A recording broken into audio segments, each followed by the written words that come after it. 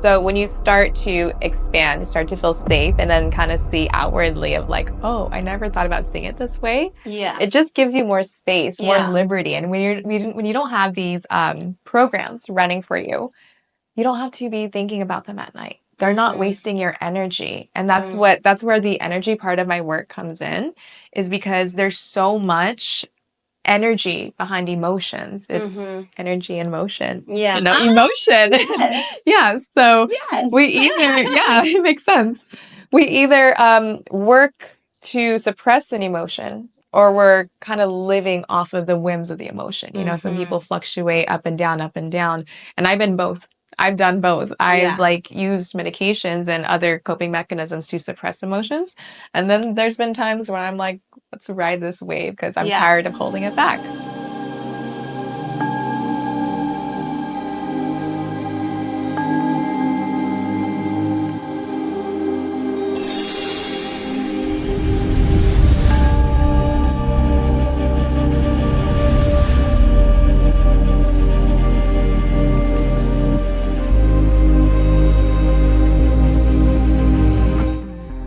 Hello. Welcome to another episode of Infinite Multiverse Podcast. I am very happy to be here with one of my really good friends. She's not only an amazing person and an amazing woman, she's a somatic practitioner, an energy healer, a Reiki master, and the other half of our company, Triune Collective, my other 50%. She's Ashley Garcia, my love. Welcome. Hey, thank you. Such an introduction. I love all that. Well, that's all you are. I mean, more than that, of course, Yeah, but professionally speaking. Yes. So welcome. I'm so happy to have you in this space. Different from everything else that we've done, But there's just so much to talk about. Yes. Because you've done so much and we've experienced so much just in our friendship and just individually. And something that I really don't fully understand, believe it or not, is this concept of somatic practitioner. So let's dive into that, because you do a lot of energy work. I actually am very thankful for what you've been able to do to me during like very, very hard times in my life. You've been there, you've done Reiki, you've supported me in so many ways. And that's where I've seen some of these practices actually come to life, is through the experience of what you've done with me. So it's actually very, very incredible. Tell me a little bit more about that. Yeah, well, I just want to say it really is an honor to work with you, because that's like that's just how I connect with you. I feel like we connect on such a similar path. We have our differences, but you do Reiki as well, and you do Kundalini yoga as well. Yes. And you also love to have fun with me. So like just working with you is so seamless and so effortless. I just want to put that out there.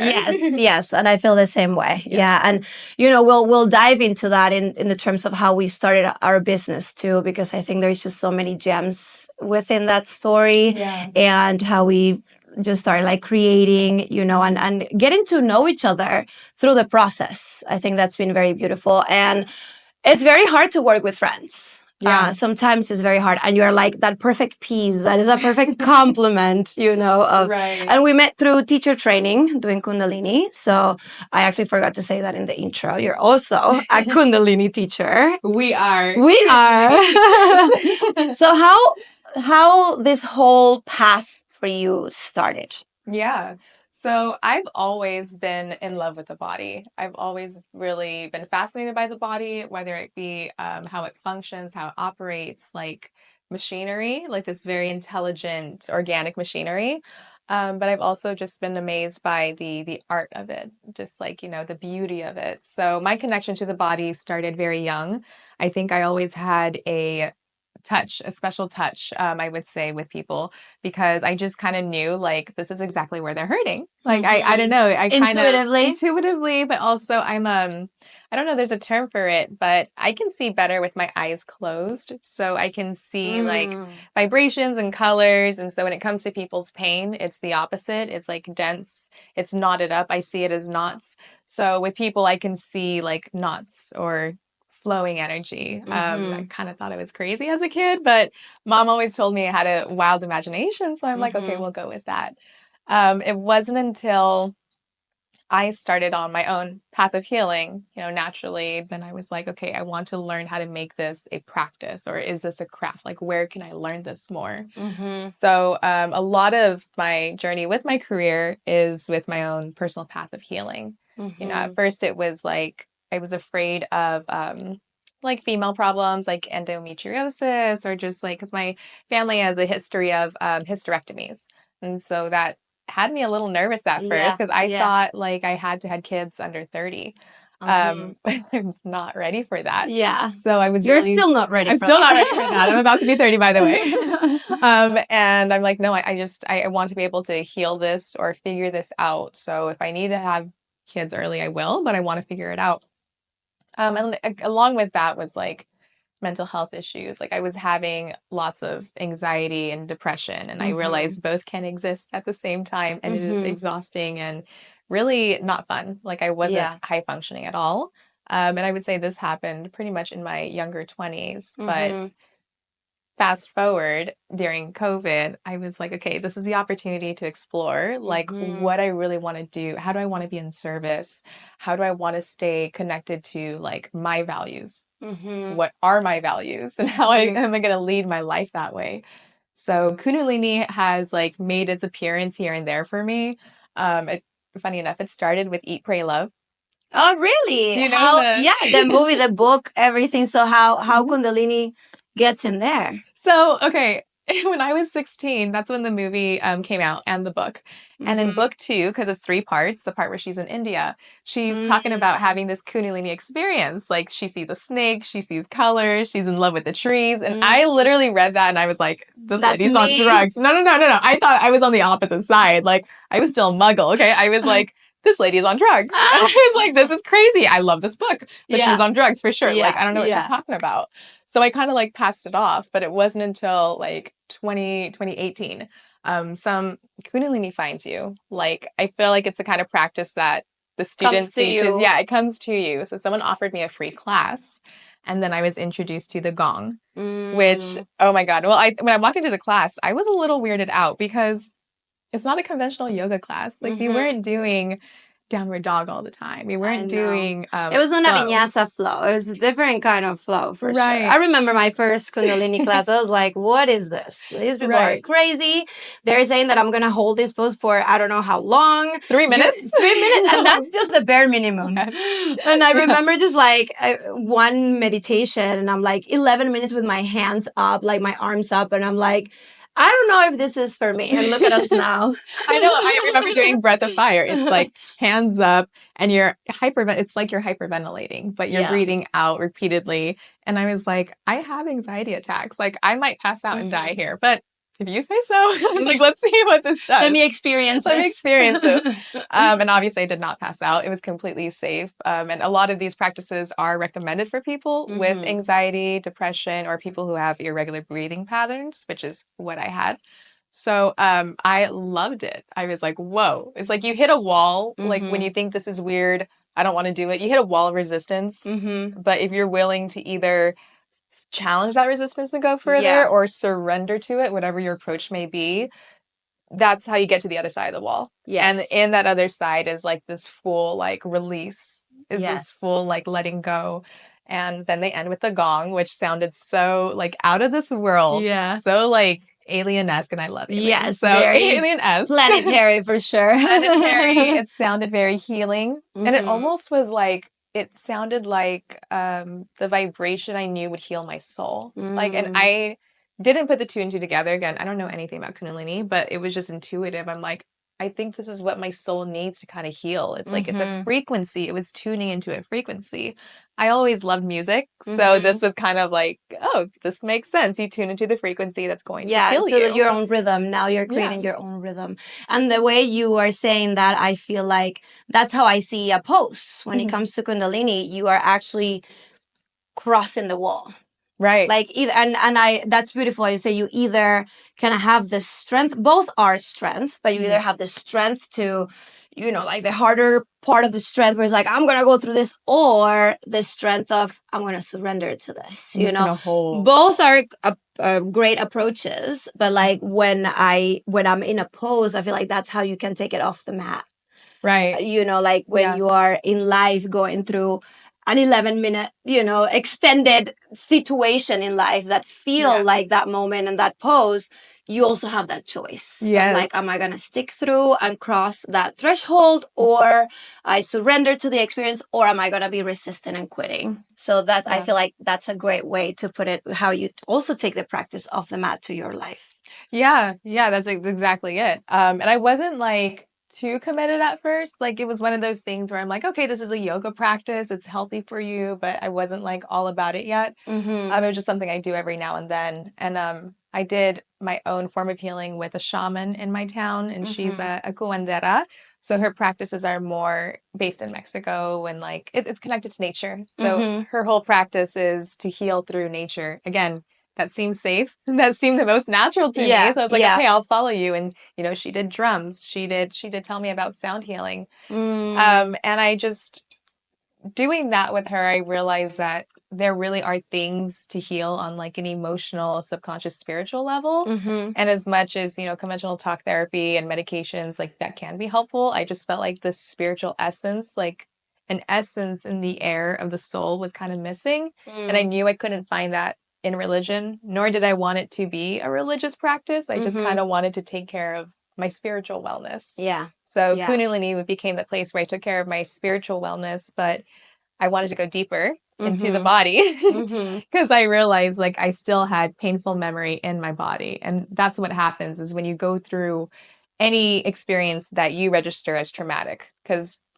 there's different forms of trauma. There's like complex trauma, and then there's like smaller versions of trauma. But two people can be in a car accident, and one person is unaffected by it. The other person is severely affected by it. So that's why I Mm-hmm. say people, whatever you go through and you register as a traumatic experience, your body kind of takes a picture of that moment. And Mm-hmm. think of that picture as if, like, when you tense up, like if a car was going to hit you, you're going to tense up, right? So you're going to Mm-hmm. feel that in your muscles, you'll feel that in your neck, you're obviously going to feel that anywhere you're impacted. So in your brain in that moment, you don't feel safe. So you're associated with like, okay, I'm driving. I don't feel safe to drive anymore. There's Mm-hmm. still stuff that has to be worked through. And this is like where I take things on the next level. I'm using the car accident as An an analogy, but it's a analogy. great analogy. Like Yeah, it gives me a lot of clarity yeah. from what you're about to say. From the body. Yes. Yeah, because what I'm about to say is like when we're trying to move forward in life, if our body is holding us back, we simply won't do it. And Mm-hmm. that makes sense, right? You follow your gut feeling, you kind of follow your instinct. We Mm. instinctively know how to do things. Mm-hmm. So if our body tenses, tightens, or like freezes, you're not going to do it. Mm-hmm. Even if you were okay with doing it before, even if it's totally safe to do it, you Mm-hmm. have to work through rewiring that trauma. You have to work with creating a safe environment so you can complete the cycle. So this is what a Mm-hmm. lot of people forget when it comes to moving forward in life is you have to complete that cycle. I see. So that could be, I don't know, finally feeling like defending yourself or feeling defenseless. However, that person needs to complete the cycle. And this can be with the emotional situations as well. Mm-hmm. Like walking in and let's say you find your partner cheating on you and you register that as a traumatic experience. Mm-hmm. So let's say you guys never speak again and you say, okay, I'm never going to think about it. It's fine.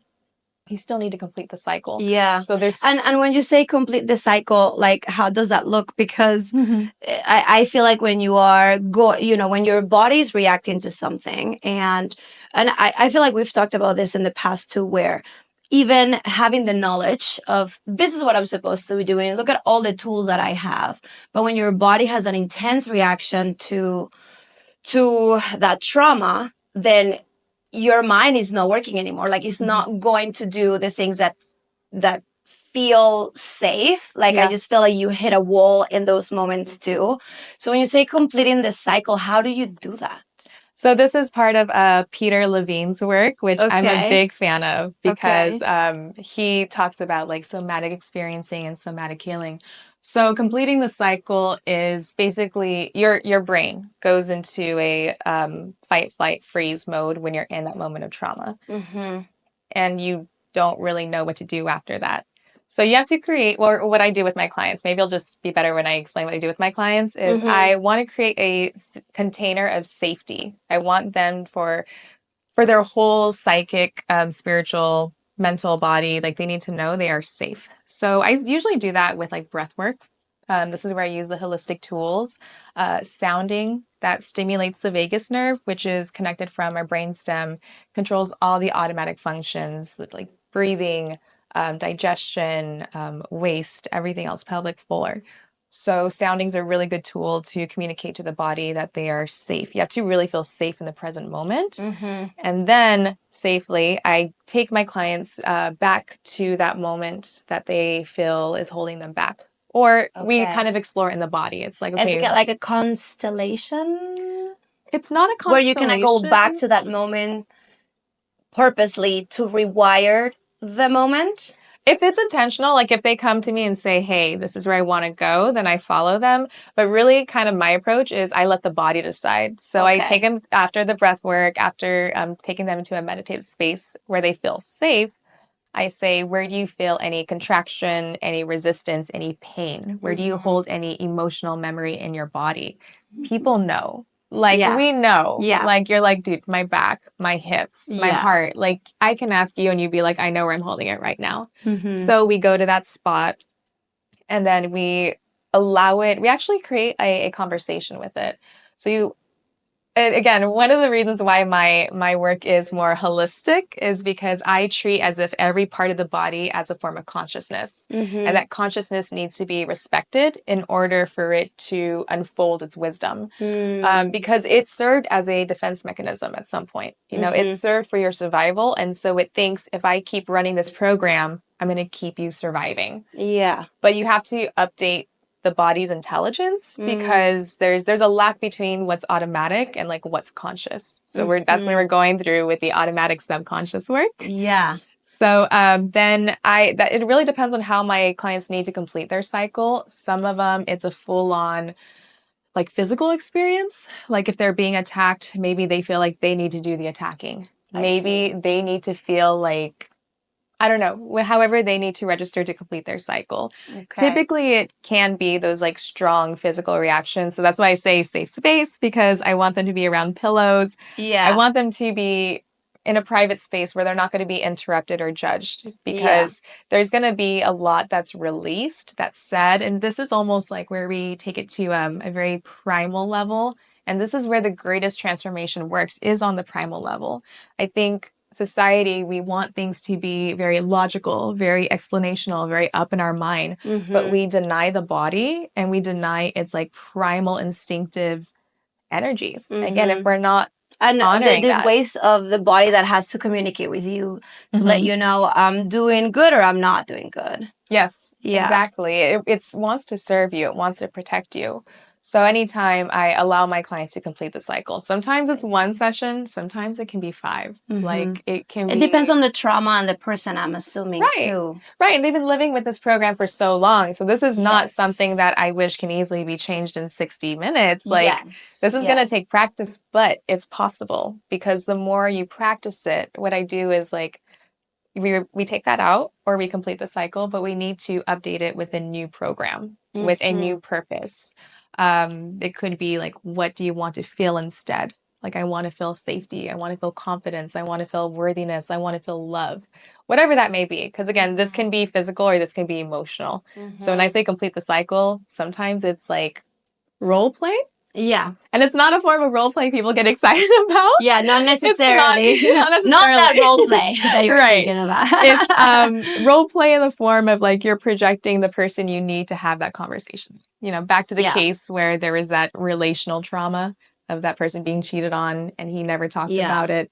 He's gonna need to talk about it. Yeah. And so, but you don't always need to talk about it to that person. Yeah. So what I suggest the most mature way to do it is to talk about it in that container because you can say all the swear words, you can say all the hurtful things, you can express your most painful feelings, and it's just me kind of like, like watching over you, Yeah. witnessing Yeah. you. And people get really into it. Like when they start letting it out, pretending as if that person is right there, Mm-hmm. they really do get the healing that they need. Even they're like, okay, I don't feel like I don't need to actually say this to that person. But the fact that I said it out loud was Yes. healing enough. And some people are afraid Yes. to even say it. I know. I'll give them the space and they're like, my throat was blocked. It's like, Yeah. okay, let's do some work there. Yes. know? This brings me back. I don't know. I think it's a different kind of therapy. Of course, we've done so many things. One of the things that I started doing after my first ceremony, I was in this peyote ceremony in Mount Shasta, and it was my first encounter with plant medicine in a way.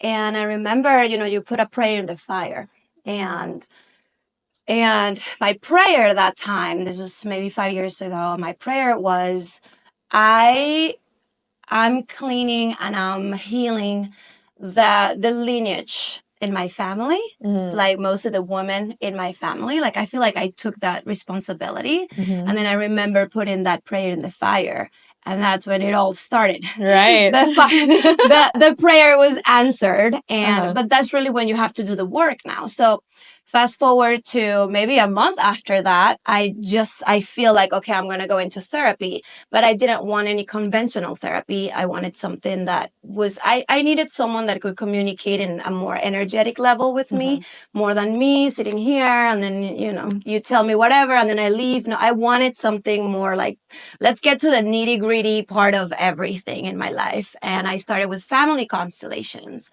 So it was such a process. So that just brings me back to those moments where sometimes my therapist would put me in this meditative state first, and then we'll go to talk to that person, whatever it is. Well, you start with your mom and your dad and everything you have to say to everyone in your family, and then you start going to like people that have affected you in one way or another, or something that you haven't fully closed.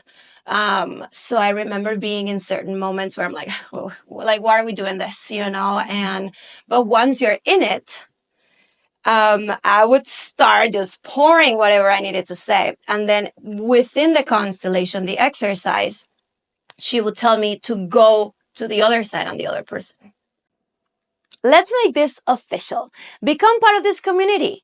If you feel called to it, hit the subscribe button, like, and share with someone you love. And feel free to leave any comments, questions, or suggestions below. Y si estás viendo en otro idioma, te invito a activar los subtítulos para que no te pierdas de nada. And that's where I had some of the most profound experiences, because my body would adapt to that person. Their energy. It's every time I would think, I don't know where this is going and I don't know if this is really going to work. And every time I would be so mind blown by the exercise. So when I go and I'm in that other body energetically, my voice changed, my approach, my body changed into becoming that person. And then I would start feeling the reality of what that person was feeling. And then she would say, what do you have to tell Gracia? Do you see her in front of you? So now I'm taking kind of like that persona and then talking back to me. And every time it would be, sometimes I would be just like not even able to talk of like so much pain that's been held by the other person. And it gives you so much clarity on, you have one perspective, your story is valid, but it's your side of the story. So what's happening on the other side? And yeah, it was very profound every time, those experiences is like, you think it's not going to work, but the way the energy actually works through you, it could be very, very healing, and it gives you a lot of understanding. Does that match? No, that's exactly it. Eternal family systems, or as you call it, constellations. That's exactly what I do. And you actually brought me to the next part I didn't even add, is that you switch roles. That's why I say it is role playing, is because you put yourself in that role of understanding, or in that larger, you gain bigger perspective. Yeah. I think when we're going through our stuff, everything becomes very small. Very small. Our world is very small. Even our vision, people who experience severe trauma really can't take in too much of the world. And so they're narrowed in on what they can see, because they have to process things one thing at a time, because you're in a high sensitive state.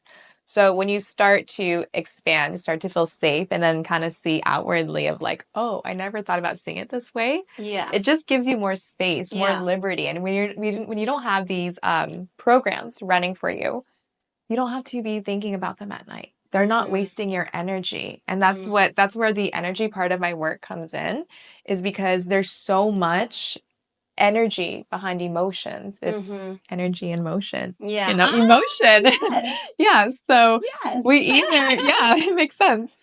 We either work to suppress an emotion, or we're kind of living off of the whims of the emotion. Some people fluctuate up and down, up and down. And I've been both. I've done both. I've used medications and other coping mechanisms to suppress emotions. And then there's been times when I'm like, let's ride this wave because I'm tired of holding it back. Yeah. If only there was one way to channel it in a productive way where it's not self-sabotaging. And that's when I started to see there is. Yeah. There totally is. And it's so important because I feel like in society there is just this concept of whatever you're feeling, suppress it. Here is a pill. Here is a pill. And then I feel like I've been that person, you are that person as well, where it's just like, no, I want to get to the bottom of the problem. So this kind of work is getting to the root of the problem and transforming that root. And it's updating your programming. It's saying, hey, that was what you had going on 10 years ago, maybe 5 years ago, maybe when you were a kid. This was a very valid program, but you're a 30-year-old woman living in Orange County, full, free, and independent, and in her sovereignty. Like, we don't need to let these programs or these generational traumas, these repeat. And I think it takes so much work and so much strength for women like you and I to stand up and be like, this is where it really stops here. But think of how much good we're doing. I know. Taking that step, spreading the message, and then knowing like our lineage going forward. Yes. They're going to have their own thing, but at least we did what we could to protect them from the past, Absolutely. And there's definitely a thought, we don't have kids yet, but it's definitely that thought of like, whatever is coming after me or from me, it's at least the patterns that I've been able to see and transform. I don't want that to just keep going. Yeah. In my, in my environment, in my family, and ¿cómo se dice? How do you say it? Just collectively. Yeah. Collectively, I feel like we all somehow empower one another once we are going through this process. And then how do you get into more of like a sexuality program with this? So one of my favorite things that I've, again, learned about myself is I when I was younger too, I had a lot of sexual energy, and that can be either destructive or creative. Like, I feel like, again, it's just that raw primal power. And I kind of thought I was running around with like more high sexual energy than normal. Like, I felt like I was at the level of men. It was a little embarrassing at the time because, that just like the fact that you were able to identify it, I think it's awesome. I did. I was like, I don't know what to do with this. I feel crazy. But I also kind of understood men a little more, and I could sympathize with them. Not saying I agree, but I could understand the challenges that they were going through in their body. So again, that was one thing I've gone through periods of like either repressing or allowing it to express wildly, was my sexuality. So there is a past of me like having issues with my sexuality, whether that be overcoming sexual assault or just being hypersexualized all the time. And then there's been a side where I've been like completely shut off, completely numb, completely like, don't look at me, don't touch me, anything. And that's neither are healthy ways to grow. They're just two extremes. And I understood that there was some healing that had to be done there. Probably part of my past. It comes from like your upbringing. It comes from culture. And for me, I was just like, I think there's a way to heal with your sexual energy. Like, it's the essence and power to create. It's our sacral chakra. Like, we literally can create. So if we can regenerate our own energy to heal ourselves sexually, like, that's what I'm going to try to do. So that's how I started to learn more about tantric practices or Tao. The tantric Tao arts specifically for women. There's some for men too. And when I say this too, like, I don't mean to be too gendered. I'm just talking about identifying bodies, just because it comes down to like, this is the physicality of it. You can always like replace what you want. You can always kind of use the energy of a male. So I do have clients who are like either non-binary, so I go with their terms. But I just wanted to put that to the side. Like, this is not to be exclusive at all. But I just started to understand that like when we orgasm, we are rewiring our brain. Like, you can feel I need more orgasms. I know, all the time. But you can feel it. It's a chemical release in your brain. And so Mm-hmm. when it's being released, like where is it going? Or how are Mm-hmm. you directing that energy? Are you just kind of letting it go into the air?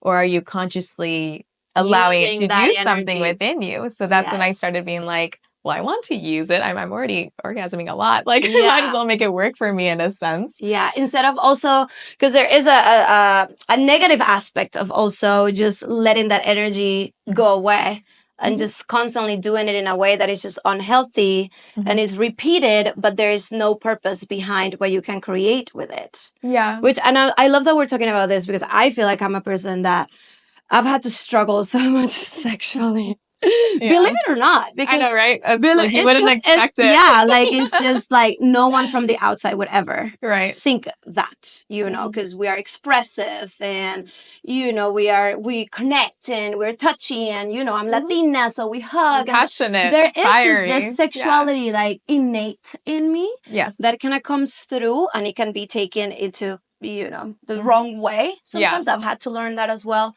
But honestly, like once you start doing the work, then you realize I actually have a lot of sexual trauma. Mhm. And it not only comes from, of course, family patterns, but, experiences in life like rape and, different Mhm. things that have happened in the past. They have happened to me, Sally, and has happened to so many other women. Mhm. And then you grow up not knowing why exactly you are expressing yourself this way sexually, where it just doesn't feel fulfilling at all. Yeah. Yeah. I mean, and I think any women can relate. You go through that time.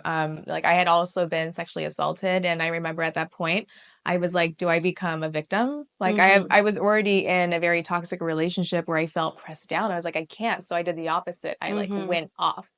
But because that's kind of like what I thought I needed to survive. Like I Yeah. thought I could not survive being repressed anymore. But Yes. again, that pendulates and you're not really operating from that conscious grounded space. It can Yeah. be further damaging for Mm-hmm. someone. Mm-hmm. But I feel like that's very common unfortunately in the younger 20s, Mm-hmm. because there's not a lot of dialogue with it. There's not a lot of conversation with it. And Mm-hmm. there's just exploration. I think women are starting to be like, this is my body, let me express it the way I want. But if we're not educating each other in a conscious space of like, you don't have to put up with this or you don't Yeah. have to take this on, like it should Yeah. feel good. And that was the other thing too. Like for me, people just naturally came up to me and talked to me about sexuality or their sexual issues. And so that's when I started to see there was a A repeated need. pattern, a need. Yeah. That I'm just like, women aren't experiencing pleasure. Like Mm-hmm. we're having sex, but they're not experiencing pleasure. Mm-hmm. And I think that's where so much relation, because men can understand, they can feel when we're not being pleasure filled as well. And it pisses them off. They Yeah. know Yeah. when we're Yeah. faking it and it pisses them off. Yeah. So there's this disconnect. And I think it largely falls on the woman's responsibility to explore her own anatomy, her own kind of playground, her own garden Yeah. of like, this is where it feels And good. sometimes we're so scared of going there just personally, Yeah. like by yourself, Yeah. just being willing to explore your own body. Right. And sometimes it takes so many years, and you get, I've had this thought where it's just like, Mhm. why? This is the body that I'm going to live with for my entire life. Like, Mhm. how is it that I know something better than my own body and how Mhm. it's reacting and how it's, or where it gets the pleasure from and what areas are actually talking to me or talking to my brain and how do I use this spiritually? Like, that has to, I don't feel like I even know anything about it. And I've studied this so Yeah. many times and I still feel like I'm scratching the surface For of your that. own body map, because your Yeah. body map is going to tell your story, and Yeah. that's your relationship to your body. See, Yeah. that's your relationship, and I think that's where it falls back to.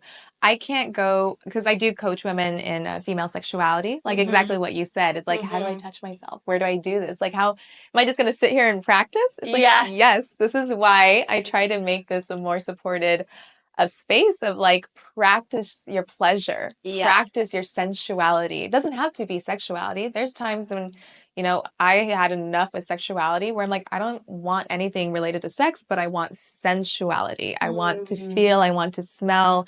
A lot of what I do is that. What do you Sensory. sensory? Because you need the sensory to communicate to the body that you are safe, that you Yeah. are protected. And when Yeah. you feel like you are, you can flourish. So, going back to like the client who had like the trauma, what I do like to support it with is like, okay, we had that. Now we're going to start a new path of support, a new path of compassion and patience, because you can't expect your body to be like, I let go, let's start having fun now. It's like, no, let's let it come on its own. It's really like a garden. You plant the seed and you let it grow on its own. And so I want to teach women that you can heal and it can be a pleasurable experience. Like you can have the deep, cathartic, hard, traumatic moments if you want. And if you desire to bring in sensuality, sexuality as a powerful tool of alchemized energy, go for it. Again, people aren't really doing this. So this is like very niche. This is very like you have to really understand what you're signing up for. We all go through this. I know, right? This is all what we go it through. It should just be out there, and it should be like a topic in just like at least in high school later on when you start feeling, you're a teenager, maybe 16, 17, you want to start exploring. Like this should be topics that should be out there to empower both men and women through their changes and through the evolution of the body and how you can just like understand yourself a little better. Well, because when I as a woman can feel safe in my body and know where my pleasure is, one, I'm not out there searching for someone to pleasure me because I know and I'm safe with myself. So that already and now you have a standard too. And now I have a standard. So that's already preventing risk. And even if it's not risk with like a stranger, it's preventing risk of like a really lousy hookup. Like, come on, like how many hookups have we had where we're like, that was not it. Like I can't believe I shared my body with you. Oh my God. Like this is gonna be the highlight of your year. And this is like, I don't want to Not my highlight. This is like, I don't want to talk about it ever. So yeah, it can prevent very bad decisions. Yes. Rushed decisions that are just, coming from these places of fear at the end of the day. Oh my gosh. Well, that's so incredible. I've gone through these processes myself, I feel like, but I would love knowing you to actually just go to some like therapy sessions with you and just kind of explore what that is for me, because there's so much to unfold when it comes to sexuality. And like you say, we've been holding this on for so many years. It's not going to happen overnight. So I feel like having the support, the system, the person that you feel safe with to be able to go to these places is just so important. Yeah, it's a practice. It really is. I wish I could say that you work on it. You're not going to figure anything out in less than a year. I would say this collectively has been a journey of mine. And I would say from start to finish, it was around 6 to 7 years where I felt in that place of like true safety, true empowerment. And so that was the other thing, eventually you get to that point. And I'm a testimony to that, because I would never practice or share something that I feel like didn't work, just can't within my own integrity. So after, you cleanse and you take out and you redo all this stuff, it's kind of like building your inner framework. Then you can start decorating. And this is something I've talked to you about for so long. It's like, we all kind of go to yoga for healing or go to a clinic, or we go to healing spaces. We can't fall victim to like, I'm always working on myself, I'm always healing. You have to step up into your leadership. You have to step up into your sovereignty and be like, I am healed, I am integrated, and I'm confident moving forward. I'm not immune to anything that's going to throw me off, but I have the strength in my nervous system to not just withstand and survive it, but to be my best true self through it. So that's like how it all comes together. Honestly, that's such an important thing that you just said, like being able, I feel like some people get stuck in I'm healing. And it's just like, but when are you going to enjoy what you healed? Like, when are you going to like, because everything is a balance, and obviously we're going to heal throughout our entire life, things that have been happening, now we have more consciousness on how and tools to be able to do it faster than before. But I definitely know people that in the same victimhood cycle of they're also attached to the feeling of I'm sad, I'm depressed, and I need to be constantly healing. And sometimes it's like, well, you also need to give yourself some credit and go out there and enjoy. And I think, enjoy what you've created, what you've made for yourself. And that I think it applies to what we always talk about, which is like this urban yogi that, we definitely implement that, Yeah. which is, yes, we are yogis. Yes, we are energy healers. We are doing the work in ourselves. We are providing tools for others. But then there's also the aspect of I'm also living this life, and I also go out and I also make mistakes, and I also sometimes have groups that maybe I shouldn't have gone with that group, but just that philosophy of like the yogi is not the person that has to go to the top of the mountain all the time and just be there for the entire life to be able to be enlightened. There is an aspect of like, go live life, go make mistakes, go party, like go, do all of these different beautiful things that life has for you. And through that, you bring your practice. I know that you're a very urban yogi. Oh yeah, no, I completely agree. I think the point of it is that it's meant to be a household practice. It's not like, again, it's not religious, not meant, okay, this is what you do and this is how you live. They have suggestions. And absolutely, if that resonates with you and that's what you want to do, be the yogi in the hills or Exactly. all clean eating, good for you. I support it. For myself and my era, like I go through different phases. And I'm just going to honor, again, my whole message is like honor what feels intuitive for you because it's your relationship to life. It's your relationship to your body. Yeah. You're going to know what's best, and don't let the outside noise try to convince you from your inner world. Yeah, absolutely. And I love that because I think that's something that we also bring to Triune. Yeah. And we also try to incorporate and just kind of not being stuck in this classification of like, if you are teaching or if you're a yoga teacher or a somatic practitioner, then this is how you should look like and this is how you should behave all the time. Like, I'm kind of tired of just that constant story. It's an and expectation. just that script, it's so outdated. It's like, so I'm not supposed to live my life and do different things just because I'm also in the process of healing. I don't know, like obviously that doesn't make sense to us, but that takes me to, well, you go through this whole personal experience with your own sexuality, with your own life, and then you land in Kundalini, which is the most sexual yoga ever, and it could, and sensual, it doesn't have to apply just to sex, but I'm just saying you're constantly working with like your root chakra and you're working with your Kundalini energy, which is a very sexual, creative energy. So when you land in this space for Kundalini, how was that process for you? Because my teacher training was a slap on the face. Oh, mine a too. Constant slap on the face. Oh, mine too. My whole world was rocked. I was like, am I going to survive? Like literally. We don't know how we're gonna get through this. And when we talk about surviving, it's not during the practice. It's like the events that manifest in your life to keep you in your truth. Yeah. Because again, it does kind of come together in the end, because Kundalini is something I just, kind of, it's like, okay, this is a cool practice, but it's not my entire life. The somatic integrative work with the tantric approach was like, oh my God, this is my life and my work. Yeah. And when I did the teacher training, so they mentioned in my teacher training, they mentioned about Kundalini, and I wanted to do an additional training to kind of support it. I really wanted to understand the practice.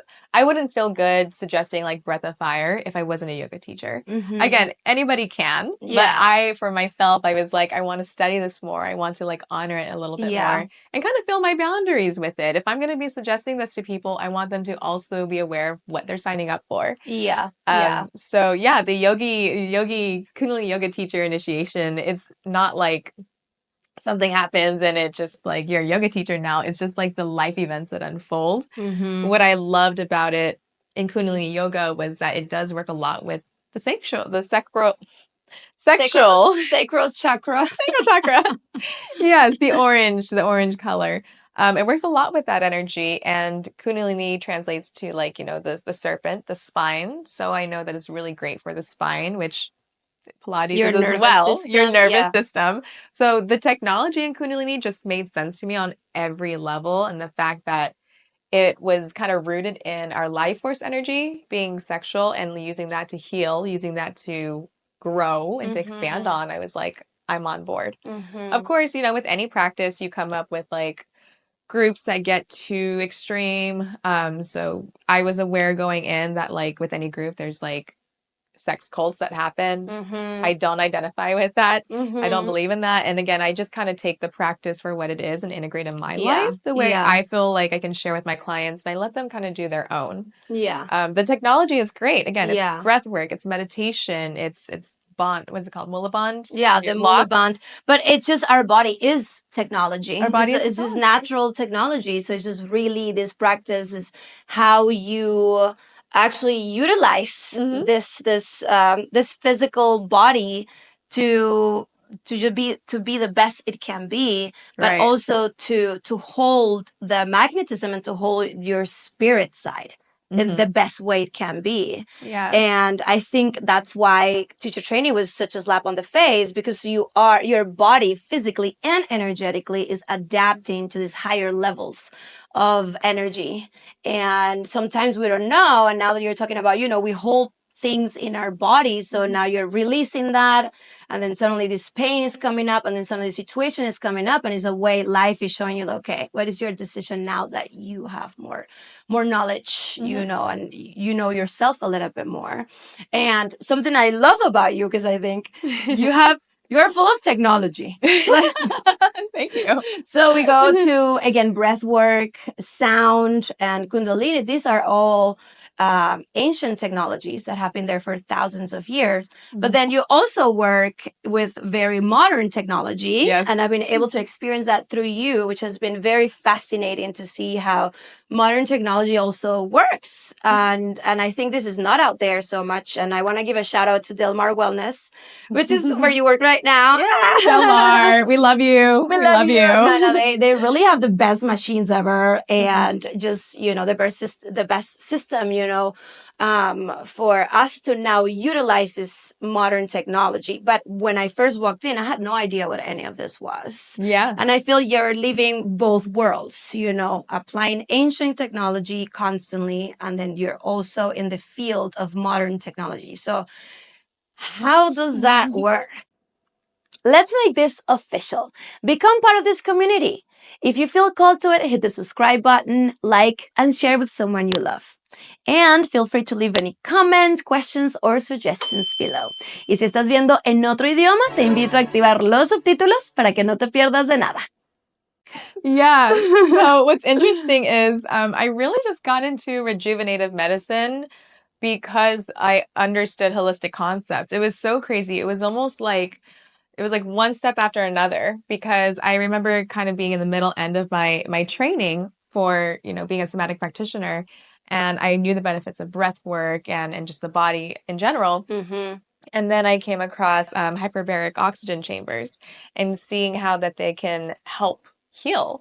Bacteria, viruses, cancers can't exist in high oxygenated states. Certain forms can't. And so I realized that this technology had been around for a while. Yeah. Like, actually, hyperbaric chambers were used for divers to prevent the bends. Okay. So what happens is it's pressurizing. So it's like you're going below sea level. And while you're below sea level, you can feel the pressure. Your body's more open to receiving oxygen. So oxygen is flowing in, and all of your tissues, your bones, your blood, everything is highly saturated. Around 45 minutes, you're good. An hour, you're good. And they started to notice that people heal quicker from like wounds. It helps with like TBI, like traumatic brain injury. It helps with slowing down dementia and Alzheimer's. Because when the body has access to oxygen, it can do what it wants to do. It can heal. It can expand. So it helps with neurogenesis, which is the formation of new cells. Sometimes that's like new brain cells, new blood cells, kind of like whatever the body needs. Of course, other people are doing adjacent technologies or therapies along with hyperbarics. But what like we do. Yeah, like we do. But what I just fell in love with is that it had like the quickest turnaround for physical recovery. Again, I work with people on emotional, mental, spiritual levels, and that takes time. That takes months at a time. But when it came to physical, it was like, oh my God, like 2 weeks to like a month. I can see them fully recover. Wow. Yeah. And then, for example, something I remember going to one time, I did the hyperbaric machine. My ear was just ringing, and then suddenly everything just felt a lot better. But then this theta bed thing, The theta bed. the theta bed. Just like there's a Yeah. light show that happens. There's Yes. just it's just like incorporating like so many things, and I feel like the going there for this kind of therapy has really helped with my process of healing through just things that I'm going through right now. And I have this feeling every time I'm off the little bean. It's like a bean that rotates. A rotating bean. Rotating bean.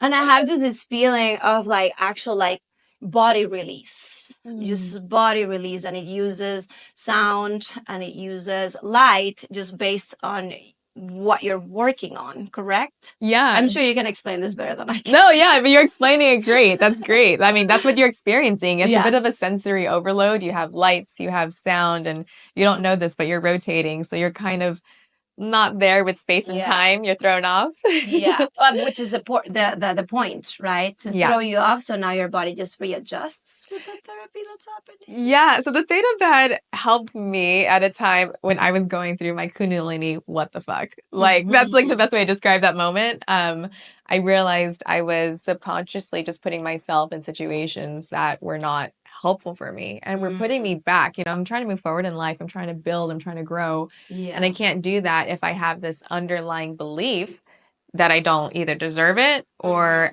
something's bound to happen. So the theta bed really helps to reprogram your subconscious on like 4 different levels. The first is you do have the lights, the little goggles that go on, and it's really just white light that's It's a whole flashing. rave that happens. It's a whole white light, but you're interpreting the colors. Yeah. So that's crazy. So it's your brain that's interpreting, your eyes are closed, but your brain is interpreting the colors and the shapes. So it's a form of EMDR therapy, Okay. which is emotional reprocessing. Eye movement, EMDR, sorry. Eye movement reprocessing. Okay. Desensitization reprocessing. I felt so bad. I knew it. I had it memorized. You're one of the most knowledgeable people that I know. I felt that. I knew that. Sometimes it's too much.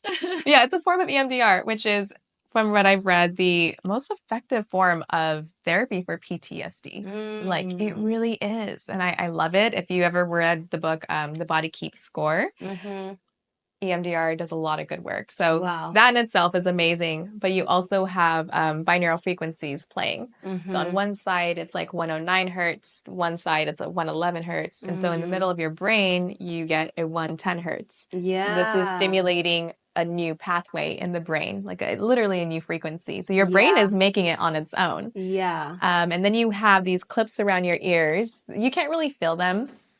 It's speaking brain language. It's sending little electrical signals to your brainstem, which is the primal, the more like automatic, again, system of us. It controls breath, digestion, everything. It controls everything kind of automatic. So on 3 levels. So crazy. It's just crazy to. It's just so cool. Like it's not crazy. It's crazy for me because I am very ancient when it comes to my practices and I like my mantras and I do all of that. But then actually experiencing this and like seeing the results in my body and my brain and how it would come completely like depressed and full of anxiety and then by the end of it I'm like, whoa, like I feel the release in my brain, just like not holding on so much tension. How would you describe it when you're in it? Because I know you can do different settings, which by the way, I didn't express that, but it can help overcome like emotional problems or addictions or like some physical things as well. So what kind of were you experiencing when you're in the chamber?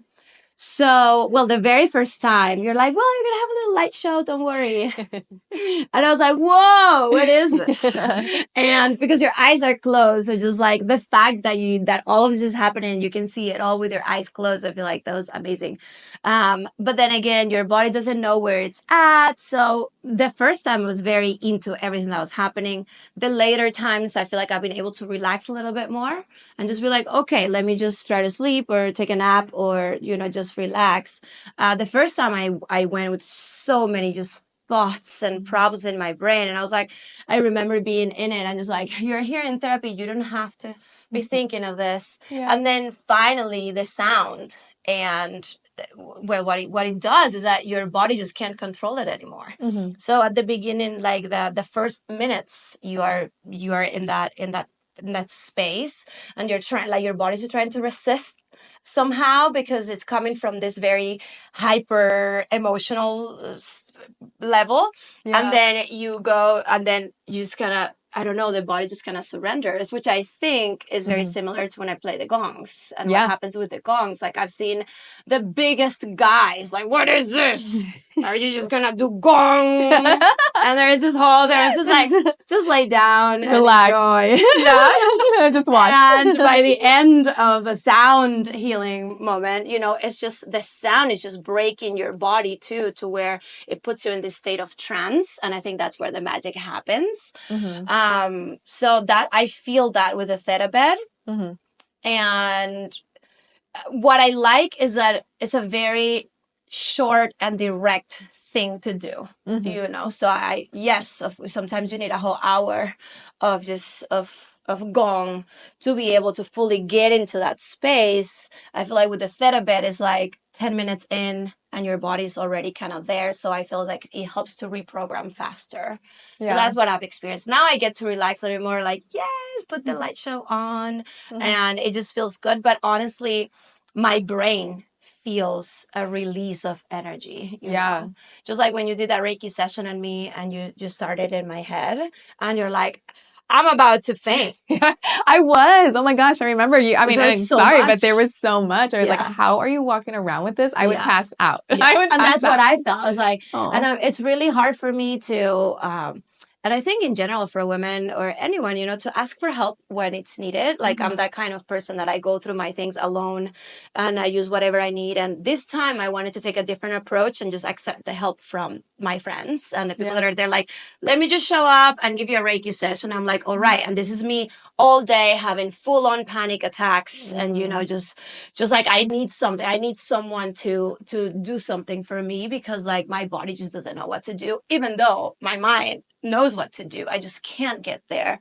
So you do this Reiki session, and first it was very profound, because I did connect to source, and the messages were very straightforward. Like, there was like two spirits, two ancestors that just held my spirit, and they pushed me up, and I remember it was women, and they were telling me, they were just kind of like, Gracia, you decided to go back to Earth. It was like this just kind of fight. I'm like, I know, but I'm going through all of this, and just like, you've gone through this so many times. And it was is like, and the message was like, go through this, go through it gracefully, like, complete the process, and you're gonna be able to be in service. Like, you're gonna be able to help from this experience. Like, it was just so, like, the message was just very, very intense, very profound from that. But I felt that release of my brain. Like, you left, and I immediately fell asleep, and I hadn't been sleeping for weeks. Yeah, I remember you. It was like it was a rough night. I remember seeing you and just so exhausted. You were just so exhausted. And I remember I didn't say anything. I think I might have told you later, but I was like, I saw the face of a woman on my right side. I couldn't tell if it was like a woman or an angel, but it looked kind of like a blue and gray. Again, when I see things, my eyes are closed. So I see shapes, colors, and patterns, and that's how I interpret the energy world or the spirit world around me. And then I remember telling you, I was like, you have something in your back you need to remove. And then you're like, yeah, there's something right here. I'm like, yeah, well, we got it out, but there is something there. It's like, you got something in your back, you know? No, I would do 1,000 Reiki sessions with you. I feel like that's when I really experienced the power of Reiki. Of course, I'm in in this moment, I'm in that level where anything could help, but it was just such an intense, positive experience. I was like, whoa, she didn't even touch me, which is what Reiki is, right? It's just moving the energy. And no, it was fantastic. So I do recommend that, for anyone going through anything. But you have the mix of all of these practices. And I'm like, wow, it's just so amazing. It really is amazing to see how your path is just shaping into this industry. It's like wellness. Yeah. It's like spiritual and sensual wellness. And I really Yeah. try to combine both. And I really want people to understand you can do old ancient practices or new modern technology. You can do like the Buddhist, like, non-attached, or you can do Yeah. like the indulgent, like sensual, I want to feel everything. Yeah. Like, I just want And the people to beautiful know part is that you can do it you all. can do it all, right? You can do, You you can can have it all. experience them all. You don't have to Exactly. just choose one. You can just go and experience that. So Yeah. I love that. And we're going to go a little bit over because I want to dive a little bit into Trayun, Mhm. which is our company Our baby. and our baby.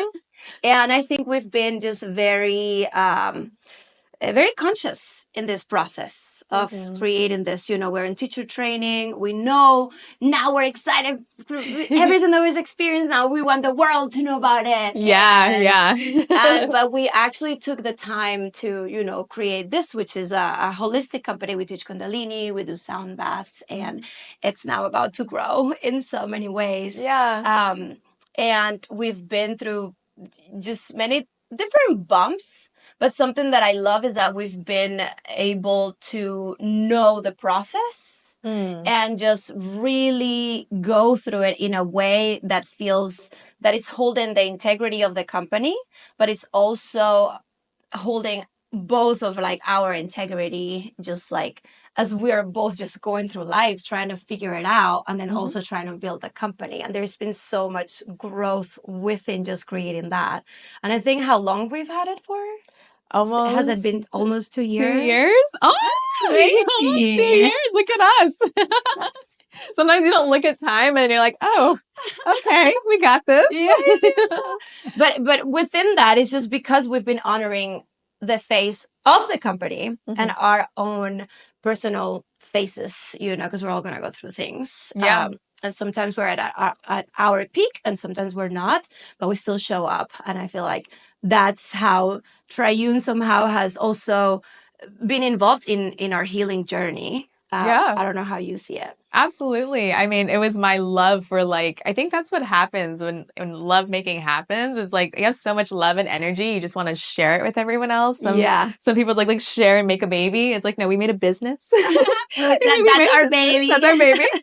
And I think just our love for the practice is a lifestyle love. It's something that we just don't like, stray away too far from because it's like part of who we are. It's part of our lifestyle. And as much as we want to take it again, a little more extreme or less extreme, like I wanted Trayun to be a space where you can just be introduced to it. Yeah. And then allow that to facilitate your relationship to yourself and like your spiritual self, which we want to encourage more of in like a safe container, But yeah, no, for me, I think one of the biggest things for me is like it's made me step out of my comfort zone. Yeah, for sure. So many things I never thought I'd do. It's like, okay, well, we have to do this. Yeah, So and so much that you have to step up. learn You have to learn. just by creating a business. It's Right. like, yeah, I want to be the spiritual person that sits here and guides you and helps you and holds space for you in the process. But then there's also the business aspects of it. That is just that part that we've had to just learn together. We still have to do taxes, file a BOI, and all these notifications of having a business and making sure we don't get in trouble. For not knowing what we're doing. Yeah, but it's so important because you're now mixing the contrast of both worlds. Yeah, I think that's what is really the challenge is that we can't just be too much in the spiritual, spatial. Like we have to really ground things in the earth. Again, we need to remember our body. We have to ground into our body. We have to ground into the physicality of the dimension we live in. It's like if you really want to create something long lasting, you do that. You build something together. Yeah. And for me, I've learned like in a relationship, not just in a relationship to self and to my clients, it's like you inspire me to be better. It's like, oh, she's doing so much. I need to support her. I'll go do this thing because I love you so much. And vice versa. And vice versa. Yeah. Yeah. So I love the experience altogether. And it has been challenging at times, like just with technicalities of it or just the mental strength of it or oh my God, I'm going through this and I still have to lead and teach others part of it. Yeah. So That's hard. yeah, That's part because you want the practice also, when you're teaching, I feel like there's this is somehow this level of responsibility. yeah. And I also, we've made it very clear that we go through the process first because we want to teach from a place of authenticity. Mm-hmm. It's not just the script that was written in the book. And now even though it's a very pragmatic practice, and what we do is like, no, we're gonna feel it, we're gonna do it, and from there we're teaching from our own experience. And sometimes we've been in that position where we are in that place of teaching and we have no fucking clue what's going on in our life. Mm-hmm. Right. But it's so beautiful because at the same time it's such a healing thing. Yeah. You learn by teaching as well. You do. And you also like meet people who teach you more about yourself. And you always meet like the right people. Mm-hmm. And what I love about us and our work is that we get to really understand our clients. Like even if they're just showing in for a yoga class, they share something and they get exactly what they needed from it. Yeah. Whatever that may be. Might be relaxation, might be peace of mind. And we've done lots of fun stuff from like Lionsgate portals to like, we've done some fun stuff. We've even had DJs in our our classes. We even had DJs. Yeah. Yes. So. And it's just so beautiful because that is true. You attract the people that are aligned with you in that moment, and that applies to any part of your life. But it also allows us to fully trust that the practice is just going to unfold itself. And it takes away just that responsibility, the responsibility of like, you have to be doing what I'm telling you to do and this is what you're gonna experience. It's actually, no, everybody is within their own journey, and I'm just here to hold space for that. Right. And now, 2025, get ready. I know, get ready.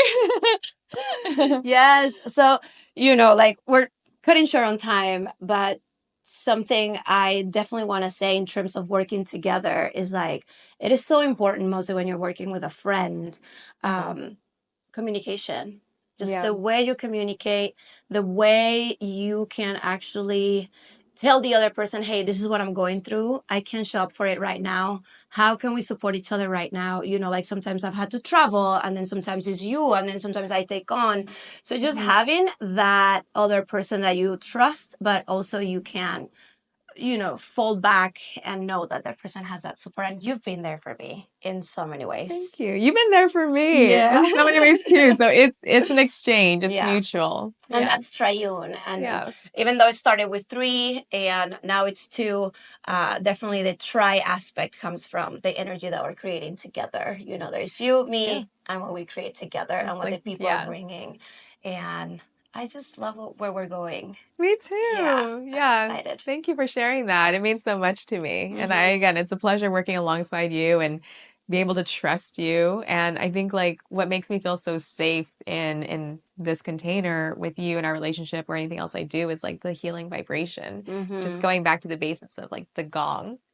Or the breath and all the holistic tools. It's like if you can speak my language, then of course, I value and it's something that is holding us accountable for our own practice. So it's just such a beautiful personal challenge as well. And there's been so much growth, but there's going to be so much more. And I'm just so ready to take on the world with you, girl. Me too. Travel around the world with our gongs and our practices. And just really through our experiences be able to transform someone else's life, or at least give some hope and light, where whatever they're going through, or motivation, whatever that is. And, we're 2 women doing it alone, and I just love it. I just feel so powerful. Me too. So powerful. So thank you for that. Thanks for having me here. Thanks for giving me this platform to speak and to like talk about the stuff I love and get passionate about. Yes. So no, actually, thank you for being here, for sharing so openly everything that you do. We can talk for hours and hours about every single thing because it's just so profound, and there's so many stories behind it, that are supporting our healing journey. But we also like to have fun. Yes. And we're going to be doing a lot of that, coming up. So anyways, thank you so much for being here, for joining, for sharing, and for being such a beautiful human and my friend. I'm so honored to call you my friend and business partner. I am so happy for that. So thank you. Thank you too. Again, all the love. Thank you. And thank you everyone for watching or listening. I will see you in another episode of iMultiverse podcast. Bye bye.